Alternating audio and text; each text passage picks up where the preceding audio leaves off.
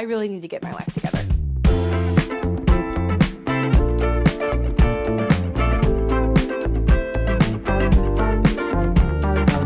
2024 was genuinely one of the hardest years of my life. I had several different health struggles that kind of spanned the entire year, but then here at the end of the year, Tippy, my cat that is 12 years old, I have had him since he was being bottle fed, had also a massive health scare, which really took me for a ride. And then I also had some major falling outs with people who are really close to me in my family, and also at the same time trying to build deep connections within my community. It gets complicated. The closer you get to people, the more heightened emotions are. And a lot of those things hit me back to back to back, not to mention what happened in the United States on November 5th. And when things like that keep happening to me back to back to back, my poor little brain, it just can't keep up with all the things that are going on. So some things have to take a hit. And unfortunately, we ended up here again. You have seen this film before, but you probably liked the ending. All suffice to say, I have been in survival mode for a long time, and it's time for me to get my life together in time for 2025.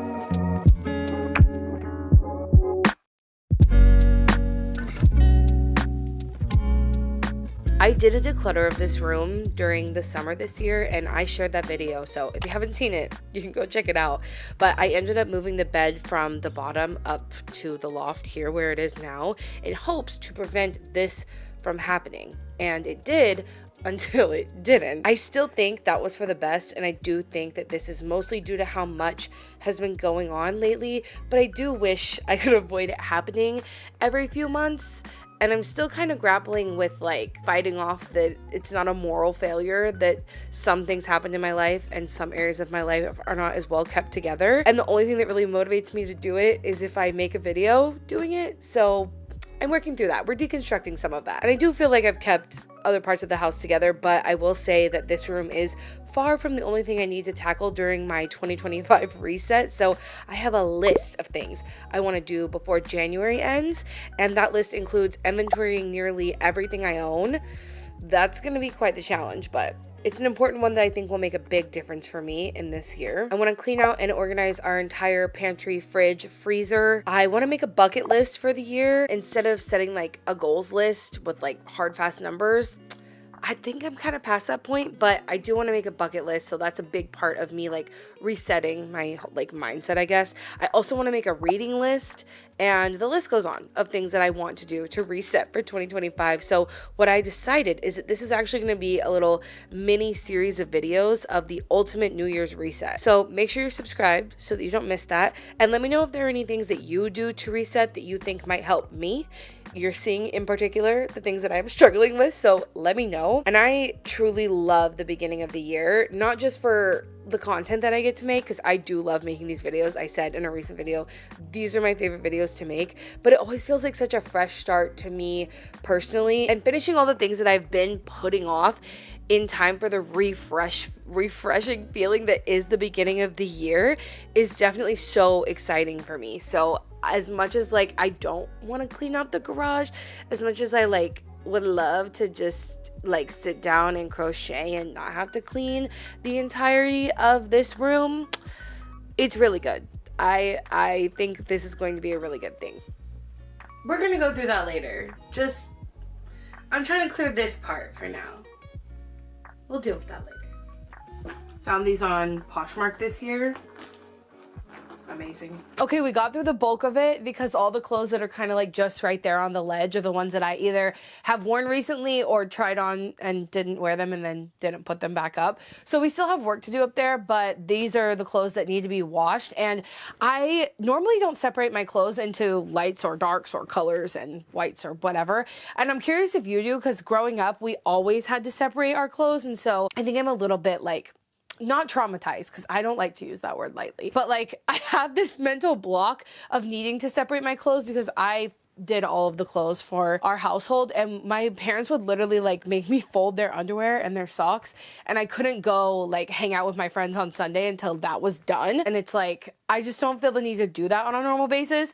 But going through all this stuff, I realized I have a lot of whites that need to be washed and could stand to be like given the little treatment with the Oxy Boost. So I'll show you that when we get down there. We have all these lights that I want to add the Oxy Boost to and just wash in general. So let's take them down there.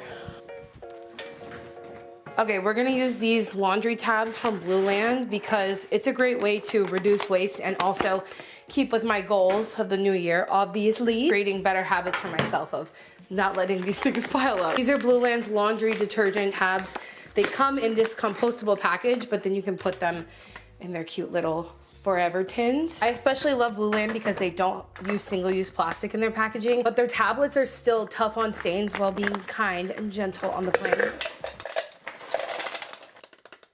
I don't know why that's my favorite thing to do recently. All of Blueland's products are completely free of parabens, VOCs, chlorine bleach, phthalates, ammonia, all the bad things, so I can feel good about using them in my home, especially with my little asthmatic cat that has been through several health struggles recently. We don't want to use anything in the house that could like trigger him. So you just pop the tab in here and start your washer like normal, leaving us with cleaner laundry and a cleaner conscience. Oh, I also almost forgot, I have their Oxy Boost, which is supposed to help like brighten whites. Amazing. And like what a perfect option because there are no bottles, no wrappers, no mess, and it can save you a lot of money because refills for these start as low as $2.25 and you can buy them in bulk. If you're interested in checking them out for yourself, you can use my link at the top of the description to get 15% off of your first purchase. And because you can pick a very customizable subscription, which I love, this is also going to be really good for my budget for the new year. So if you're interested in joining me, link is at the top of the description.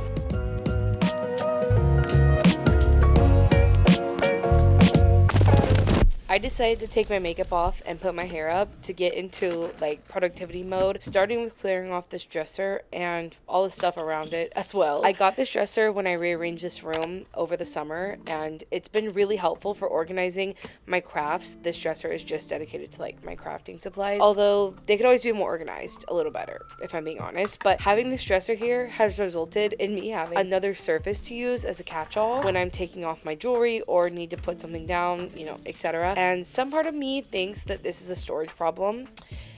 I've been dealing with this, and that if I just bought the right type of storage for my stuff, I would be better about keeping it organized. And that's what I see when I see other people's homes or closets, like on social media. They keep it tidy, and in my brain, it's so quick to think that it's because of like the stuff that they have, which I'm sure is true to some degree. But like at some point, you have to put the stuff where it goes when you're done with it, no matter what type of like Ikea storage bins you have. You know, the stuff won't put itself away. And I think after so much time of trying to solve this problem or feeling bad that my stuff gets so out of whack, I think I just genuinely need to realize that not being able to keep up with organizing one room of my house when my life is chaotic is not a moral failure. And I want to focus on the fact that I keep the entire rest of the house very tidy, and that not always being able to keep my crafts or my clothes perfectly organized is not a big deal, even if that means I have to do a deep organizing or like clean every few months. With that being said, there are a couple things on my thrifting wish list that I do think would help me a little bit, specifically with my like jewelry storage, but I know it's not urgent and I know I definitely don't need to run to Ikea to fix that problem. While I was cleaning off the top of this dresser though, I remembered I have these pressed flowers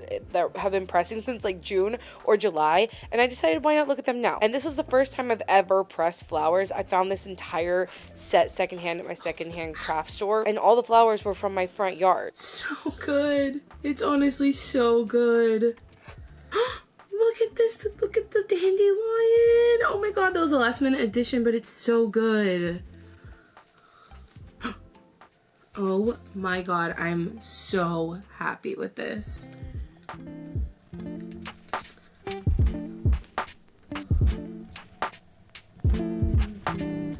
It's so good.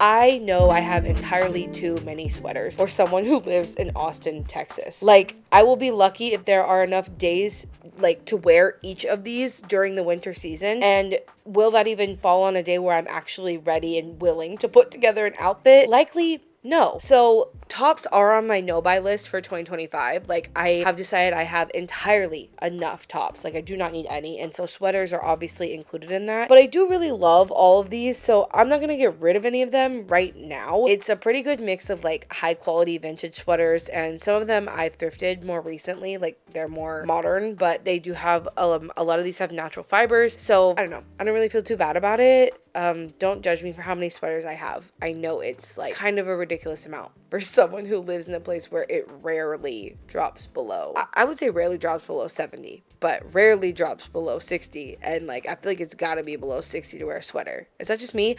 Honestly, let me know in the comments, how cold does it have to be for you to wear like a real sweater? For me, it's probably below 60. That might be warm, depending on where you live. I also am going through my shoes, and I used to be someone who wore the same pair of shoes like literally all the time. And then I started to realize that I really like layering. Like, I don't know what my fashion style really is other than I love layers. I love to have multiple things in an outfit, but I wasn't really styling myself that way. And I realized that like having more than one pair of shoes really helps add something to an outfit without adding like layers that make me warmer, because as we've already discussed, it is hot here. So I've really been trying to lean more into accessorizing, and that's also why tops are on my no-buy list, and things like purses, secondhand specific purses, bags, jewelry, those are on my like, not on my no-buy list, because it's like this weird in-between, right? I don't want to tell myself like you have free reign to just buy however many purses you want. I'm not even the type of person to do that really, but those are the things I'm focusing on when I'm thrifting, and not tops. So yeah, these are my few shoes, but we can set those aside because I didn't really have to do much with them except put my Docs back in there because I've been wearing them recently. So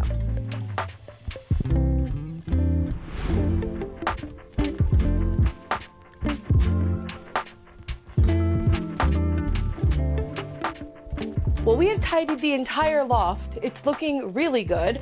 All the sweaters have been folded and the shoes categorized. That box, I have to take pictures of stuff and put it in my Buy Nothing group, but everything else is flawless except the bed, because we still have little man sleeping in the bed. And I think he is doing fine, but he is getting older, and so he is sleeping more, I've noticed. And on top of that, sometimes before I have to work, I will try to tire him out a little bit, because otherwise he needs to be like right next to me at all times, and he gets like antsy when I'm not paying attention to him. So him being asleep is sometimes what's best for me. So we went on a walk this morning in his little stroller, and then we went outside, and I think I did him in. So we're just gonna wait until he wakes up. All that's there are some denim jackets that I thrifted with the intention of embroidering. Haven't got around to doing that yet, but I haven't given up on the fact that I will do it because I want to so badly. And I think there's also like a puffer vest. But for the most part, we did it. I think I need to pick up a few things. Like I have the dark clothes that I still need to wash. Oh, I can go get the light clothes that we washed, and I can fold those. Like spruce up a few things, but for the most part, this is really good for the New Year reset.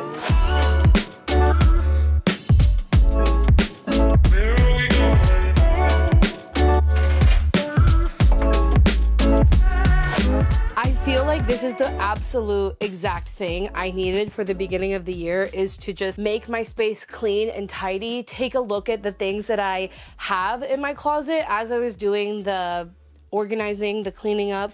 I did declutter a few things, but not very many, and I think that's a testament to just like really figuring out what I actually wear and what I actually like. And throughout this little mini series of resetting for the year, we'll probably discuss that a lot, because a lot of what resetting for the year for me like is about making my space like basically where my space aligns with my goals for the year, right? And so making sure it's tidy, making sure my space isn't filled with things I don't need, making sure I have all the things that I do need. But I think I've decided this is going to be a 3-part series. This is obviously all about my closet craft room. I think we'll do one that's kind of all about the kitchen and making sure that we are set up to be avoiding food waste, and that we have a plan and a strategy going forward for how to do that. And then probably decluttering areas that we haven't decluttered in over a year, like the garage. Really focusing on the thing that I talked about in a previous video, which is similar to how I categorized my wardrobe so that I knew what I had and I can utilize what I have.